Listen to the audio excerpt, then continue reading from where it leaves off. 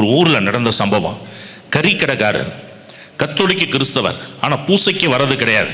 ஞாயிற்றுக்கிழமை கூட ரொம்ப பிஸி, கறிக்கடையில் ரொம்ப வியாபாரம். அப்போ அந்த ஊரில் ஒரு விதவை தாய், 2 பிள்ளைங்க, ரொம்ப கஷ்டப்படுற ஒரு குடும்பம். இந்த அம்மாவுக்கு ஒரு எண்ணம், நம்ம பிள்ளைங்களுக்கு ஒரு நல்ல குழம்பு கூட வச்சு கொடுக்க முடியல. சரி, இவர் ஒரு கிறிஸ்தவராக இருக்கிறார், அவர்கிட்ட கொஞ்சம் கறி கேட்போம், காசு அப்புறம் கொடுத்துக்கலாம் அப்படின்னு சொல்லி போய் கேட்டிருக்கு, கறி கொடுங்க அப்படின்னு.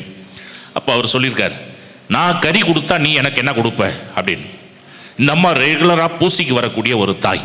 நாங்கள் சொல்லியிருக்காங்க, உங்களுக்காக நான் பூசியில் ஜெபம் பண்ணுறேன் அப்படின்னு, நீ போய் அதை செஞ்சுட்டு நாளைக்கு வா, நான் கறி தரேன் அப்படின்ட்டு இருக்காரு. அடுத்த நாள் இந்த அம்மா பூசைக்கு போய் ஜெபம் பண்ணியிருக்கு. ஆண்டவரே, அந்த கறி கடைக்காரரும் அவங்க குடும்பமும் நல்லா இருக்கணும், பிஸ்னஸ் ஓஹோன்னு இருக்கணும்னு சொல்லி ஜெபம் பண்ணியிருக்காங்க. ஜெபம் பண்ணிவிட்டு அடுத்த நாள் வந்து அந்த கறி கடையில் நிற்கிது. எனக்காக ஜெபம் பண்ணியா? ஜெபம் பண்ணேன். என்ன வேணும்னியோ அந்த சீட்டில் எழுது அப்படின்னு சொல்லி ஒரு பேப்பரும் பேனாவும் கொடுத்துருக்காரு. அப்போ அந்த அம்மா எழுதுறாங்க, கறிக்கடைக்காரரும் அவங்க குடும்பமும் நல்லா இருக்கணும், கறிக்கடை பிஸ்னஸ் நல்லா வரணும் அப்படின்னு எழுதுறாங்க. அதை சுருட்டி ஒரு தராசு தட்டில் வச்சுருக்காரு.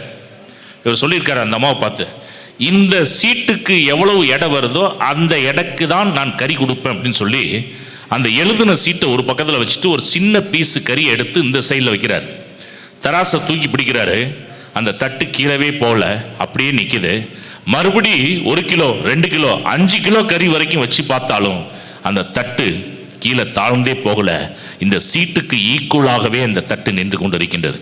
இதை பார்த்து எல்லா கறியும் தூக்கி அந்த அம்மாட்ட கொடுத்துட்டு, இனிமே நான் பூசைக்கு போகாம என் வேலையை நான் தொடங்க மாட்டேன்னு சொல்லி அன்னையிலிருந்து அவருக்குள்ள ஒரு பெரிய மனமாற்றம் வந்திருக்கின்றது. நடந்து ஒரு நிகழ்வு. கரங்கள் தட்டி ஆண்டவருக்கு நன்றி சொல்வோம். Praise the lord. அல்லேலூயா.